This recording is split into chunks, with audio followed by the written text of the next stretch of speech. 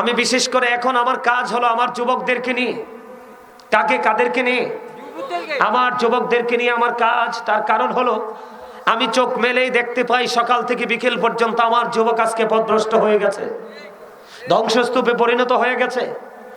এই যে দাড়িতে আছে কিনা বেঈমান কাফের? আপনারা বাবারা বলেন, বেঈমান কি দাড়ি, বেঈমান কাফেররা দাড়িতে ঢুকছে কিনা? কিন্তু এখানে ঢুকার কথা ছিল কার?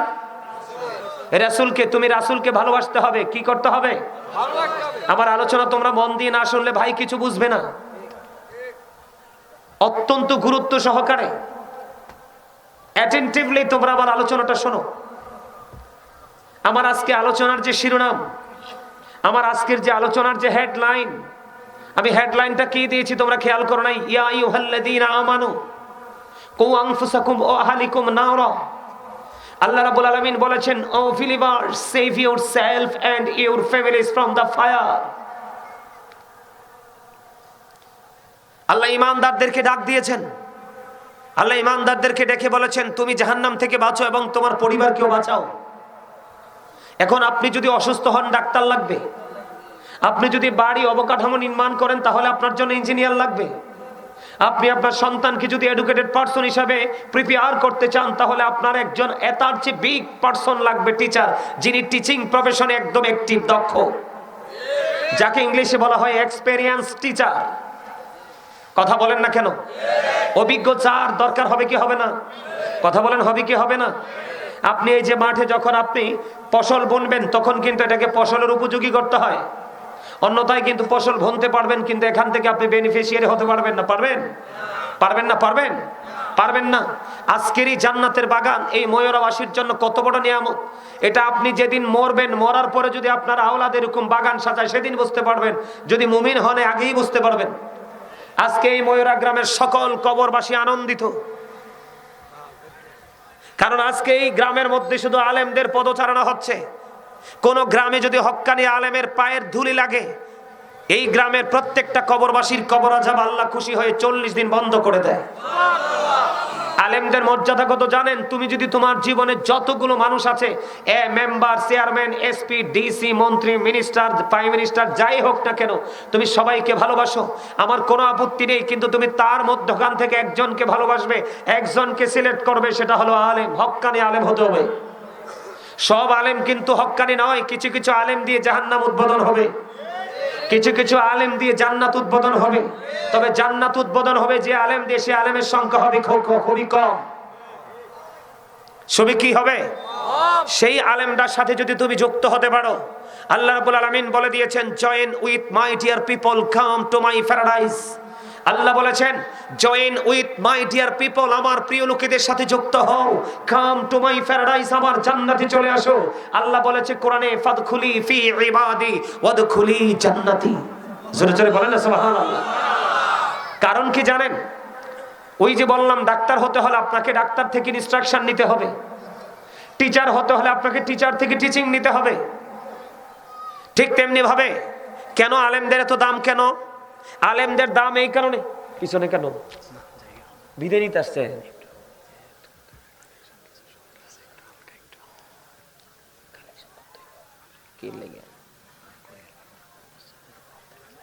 আচ্ছা ঠিক আছে, ওকে। ওয়ালাইকুম আসসালাম। আমার কথা আপনাদের কি শুনতে অসুবিধা হয়? ভালো লাগে? যুবকদেরকে বলি, যুবক ভাইরা, মুরব্বীরা হাত তুলতে হবে না, আপনারা এমনি প্রেমিক। কারণ মুরব্বীদেরকে নিয়ে আমার কোনো টেনশন নাই।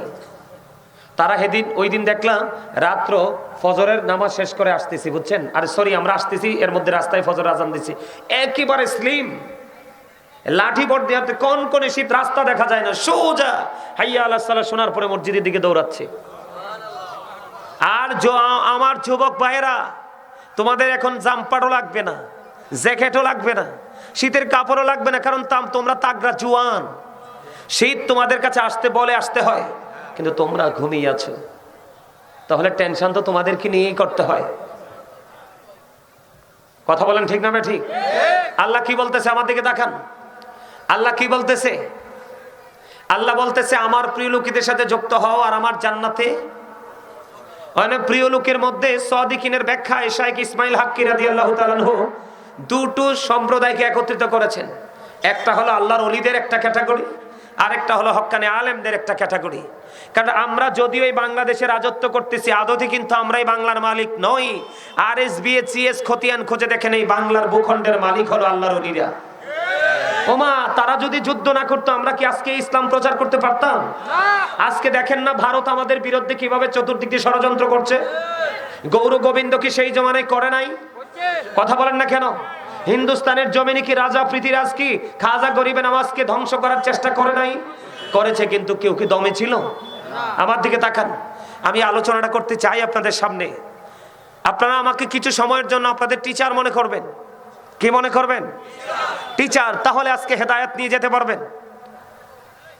আপনারা আমার বাবার বয়সী আমি জানি, কিন্তু আমি আজকে আলোচক হিসাবে আমি আপনাদেরকে ইনস্ট্রাকশন দিব, আপনারা সেটা মনে করবেন আমরা ছাত্র হিসাবে গ্রহণ করছি।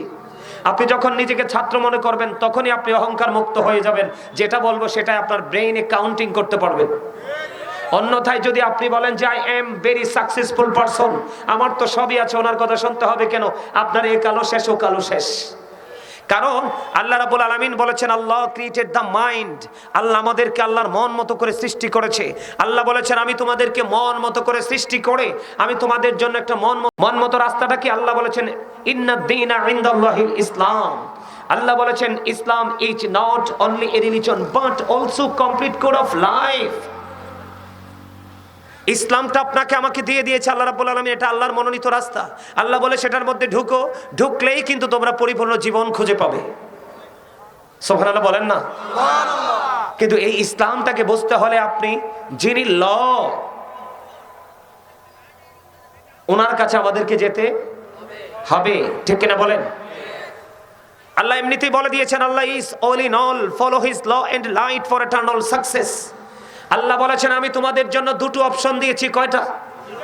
একটা হলো ল, আর একটা হলো লাইট। আল্লাহ এবং আল্লাহর হাবিব, কোরআন এবং হাদিস। আপনি দুটোকে সমন্বয় করতে হবে। শুধু কোরআন দিয়ে আপনার জীবনে পরিপূর্ণতা অর্জন করা সম্ভব হবে না। যেমন আপনি নামাজের কথা পাইছেন কোরআনে, কিন্তু হাদিস ছাড়া কোন নামাজকে বোঝার কোনো সুযোগই নেই। কথা কি বুঝতে পারছেন আপনি? এই জন্য আপনাকে আমাকে দুটোকে সমন্বয় করে নিতে হবে। এখন আমার দিকে তাকান, আল্লাহ ইসলাম দিয়েছে, এখন ইসলামের নির্যাস তো খুঁজে বের করতে হবে। ইসলামের নির্যাস হলো আপনার আমার প্রাণের রাসূল। সুবহানাল্লাহ বলেন। আল্লাহ কি বলে জানেন? আপনাকে আমাকে আল্লাহ রাব্বুল আলামিন কিভাবে অনুপ্রাণিত করেছে দেখেন।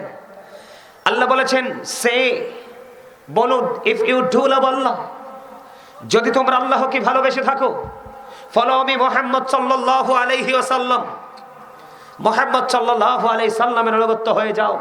লাভ হবে কি? আল্লাহ উইল লাভ ইউ, আল্লাহ তোমাদেরকে ভালোবাসবে। এন্ড ফরগিভ ইউর সিনস, আল্লাহ সমস্ত জীবনের গুনাহগুলি মাফ করে দিবে। চমৎকার না? কথা বলেন না? শুনতে ভালো লাগে না? আল্লাহ বলেছেন কিভাবে? কুল ইন কুনতুম তুহিব্বুনাল্লাহ ফাত্তাবিউনি ইউহিব্বুকুমুল্লাহু ওয়া ইয়াগফির লাকুম যুনুবাকুম ওয়াল্লাহু গফুরুর রহিম। আওয়াজ করে বলেন সুবহানাল্লাহ। আরে আরো জোরে। এটা কিন্তু আপনার নাস্তা, জানেননি? রাতের ডিনার। এই যে সুবহানাল্লাহটা বলছেন না, এটা হলো আপনারা যারা অন্য সবাই না, কিন্তু যারা জান্নাতের বাগানে এসেছেন, এই সুবহানাল্লাহটা যদি দুপুরে আপনি মাহফিলে বসে করতেন তাহলে সেটা হতো আপনার দুপুরে লাঞ্চ। এই সুবহানাল্লাহটা যদি আপনি সকালে জান্নাতের বাগানে বসে করতেন, যেমন মসজিদে বসে করেন, সেটা হবে আপনার সকালের ব্রেকফাস্ট। কেন? নবীজি জানিয়ে দিয়েছে আজকে আমরা যারা এখানে এসেছি সবাই জান্নাতি হয়ে গেছি। আমরা আজকে জান্নাতের বাগানের মেহমান হয়ে গেছি। তো মেহমান আসলে তাদেরকে কিছু নাস্তা দিতে হয় না? নবীজি বলে দিয়েছেন তোমরা যারা জান্নাতের বাগানে এসেছো তোমরা জান্নাতের মেহমান, তোমাদের জন্য নাস্তা হলো এই সুবহানাল্লাহ। বলে হুজুর কেমন নাস্তা? নাস্তাটা কেমন? সুবহানাল্লাহ। আমার দিকে তাকান, নাস্তাটা কেমন? প্রত্যেকটা, আমার ওয়াজটা আপনারা মনে রাখবেন, আমি নবীজির কাছে ছিলাম, খেয়াল রাখবেন। প্রত্যেকটা পার্সন ডবল পার্সন। আপনি আমি আমরা সবাই কি ডবল পার্সন, কেউ কিন্তু সিঙ্গেল নয়। আমার দিকে তাকান, এই যে বডি, মাথা থেকে পা পর্যন্ত বডি স্ট্রাকচারটা, এটাকে আমরা মানুষ বলি। ইংলিশে এটাকে বলা হয় ম্যান অথবা পার্সন। আল্লাহর কোরআনের ভাষা এটাকে কখনো বলা হয়েছে ইয়া আইয়ুহান নাস, আবার কখনো বলা হয়েছে ইয়া আইয়ুহাল ইনসান। এটা হলো এই মাথা থেকে পা পর্যন্ত বডিটার নাম। কোনটার নাম? চিনে যান, নিজেকে নিজে চিনে যান, আগামী দিন থেকে যেন আপনাকে কোনো ধরনের বিপাকে পড়তে না হয়। এটা হলো একটা মানুষ। এই মানুষের ভিতরে আরেকটা মানুষ আছে যেটা অচেনা অজানা, শুধু আমরা জানি আছে।